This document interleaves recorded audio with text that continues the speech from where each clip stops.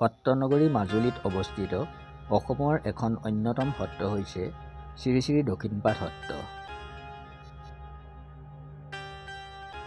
আজি ভিডিঅ'টোত আগবঢ়াইছোঁ শ্ৰী শ্ৰী দক্ষিণপাট সত্ৰৰ বিষয়ে আপুনি নজনা বহু কথা, গতিকে ভিডিঅ'টো শেষলৈকে চাব।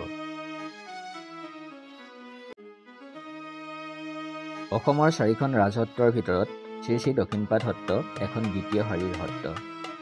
উল্লেখযোগ্য যে শ্ৰী শ্ৰী দক্ষিণপাট সত্ৰত অসমৰ সকলো সত্ৰৰ ভিতৰত শিষ্যৰ সংখ্যা আটাইতকৈ বেছি।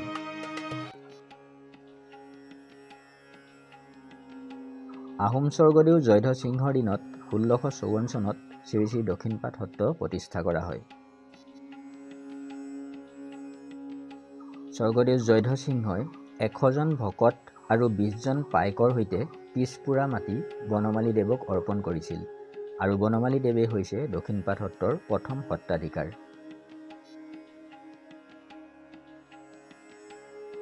বৰ্তমান দক্ষিণপাট সত্ৰৰ সত্ৰাধিকাৰ হৈছে শ্ৰী শ্ৰী ননীগোপাল দেৱগোস্বামী। উল্লেখযোগ্য যে শ্ৰী শ্ৰী ননীগোপাল দেৱগোস্বামী 16 নম্বৰ সত্ৰাধিকাৰ। দক্ষিণপাট সত্ৰৰ ইষ্টদেৱতাৰ মূৰ্তি হ'ল শ্ৰী শ্ৰী যাদৱ ৰায় মহাপ্ৰভু। এইবাৰ আগবঢ়াইছোঁ শ্ৰী শ্ৰী দক্ষিণপাট সত্ৰৰ ৰীতি নীতি আৰু উৎসৱ পাৰ্বণ সম্পৰ্কীয় কিছু কথা। দক্ষিণপাট সত্ৰত ওজাপালি, নটুৱা, ৰজাঘৰীয়া নৃত্য, ইন্দ্ৰাভিষেক নৃত্য প্ৰচলিত আছে। দক্ষিণপাট সত্ৰৰ মূল প্ৰসংগ 12টা। সত্ৰীয়া উৎসৱসমূহৰ ভিতৰত 3দিনীয়াকৈ ৰাস, অধিকাৰসকলৰ তিথি, দামোদৰ দেৱৰ তিথি, তিনি বিহু, পালনাম আদিয়ে প্ৰধান। এই উৎসৱসমূহৰ ভিতৰত ৰাস মহোৎসৱক প্ৰাধান্য দিয়া হয়। অসমৰ লগতে ভাৰতৰ বহু ৰাজ্যৰ পৰা ৰাস মহোৎসৱ চাবলৈ এই সত্ৰত দৰ্শনাৰ্থীৰ বহু ভিৰ দেখা যায়। এইবাৰ আপোনালোকক আগবঢ়াইছোঁ দক্ষিণপাট সত্ৰৰ সংৰক্ষিত প্ৰাচীন কিছুমান সম্পদ।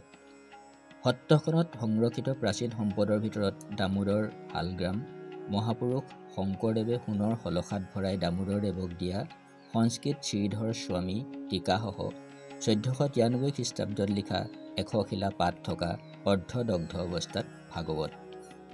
ইয়াৰ উপৰি প্ৰাক আহোম যুগৰ বিগ্ৰহ, শিলাখণ্ড, আহোম যুগৰ তামৰ ফলি, ব্ৰিটিছৰ দিনৰ ফয়চলা, ৰজাদিনীয়া বৰটোপ, হেংদাং, লাখুটি, নাৱৰ বিভিন্ন অংশ, কাঠৰ মূৰ্তি, কুশল কোঁৱৰীয়ে দিয়া উৰাল আদি অনেক সম্পদে ঠাহ খাই আছে।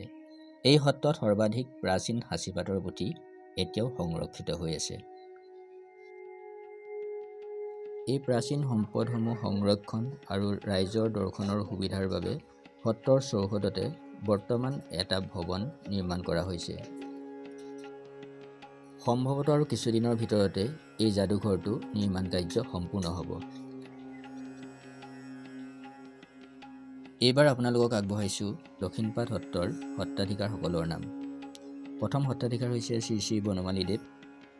ইয়াৰ পিছত দ্বিতীয় সত্ৰাধিকাৰ শ্ৰী শ্ৰী ৰামদেৱ গোস্বামী, তৃতীয় সত্ৰাধিকাৰ শ্ৰী শ্ৰী কৃষ্ণদেৱ গোস্বামী, চতুৰ্থ সত্ৰাধিকাৰ শ্ৰী শ্ৰী আত্মাৰাম দেৱ গোস্বামী, পঞ্চম সত্ৰাধিকাৰ হৈছে শ্ৰী শ্ৰী কামদেৱ গোস্বামী, ষষ্ঠ সত্ৰাধিকাৰ শ্ৰী শ্ৰী সহদেৱ গোস্বামী, সপ্তম সত্ৰাধিকাৰ শ্ৰী শ্ৰী ৰন্তিদেৱ গোস্বামী, অষ্টম শ্ৰী শ্ৰী বিষ্ণুদেৱ গোস্বামী, নৱম সত্ৰাধিকাৰ হৈছে শ্ৰী শ্ৰী বিশুদেৱ গোস্বামী, দশম সত্ৰাধিকাৰ হৈছে শ্ৰী শ্ৰী বাসুদেৱ গোস্বামী, একাদশ সত্ৰাধিকাৰ শ্ৰী শ্ৰী শুভদেৱ গোস্বামী, দ্বাদশ সত্ৰাধিকাৰ শ্ৰী শ্ৰী নৰদেৱ গোস্বামী, ত্ৰয়োদশ সত্ৰাধিকাৰ শ্ৰী শ্ৰী নাৰায়ণদেৱ গোস্বামী, চতুৰ্দশ সত্ৰাধিকাৰ হৈছে শ্ৰী শ্ৰী হৰিদেৱ গোস্বামী, পঞ্চদশ সত্ৰাধিকাৰ শ্ৰী শ্ৰী ৰমানন্দ দেৱ গোস্বামী, আৰু বৰ্তমান সত্ৰাধিকাৰ হৈছে ষষ্ঠদশ সত্ৰাধিকাৰ শ্ৰী শ্ৰী ননীগোপাল দেৱ গোস্বামী।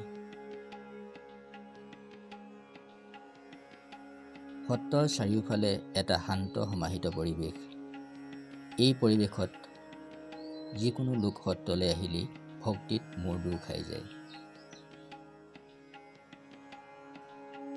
আমি গৈ আছোঁ সত্ৰাধিকাৰ বাসগৃহৰ ফালে, আৰু অলপ দূৰ যোৱাৰ পিছতেই শ্ৰী শ্ৰী সত্ৰাধিকাৰ বাসগৃহটো পোৱা যাব।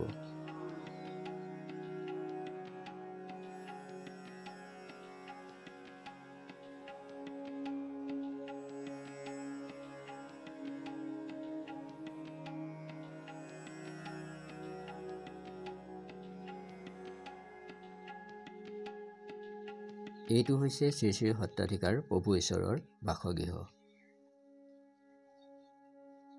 ইয়াৰ পাছতে শাৰী শাৰী কিছুমান কোঠা আছে। এই কোঠাবিলাকত ভকতসকল থাকে, যাক কোৱা হয় হাতী।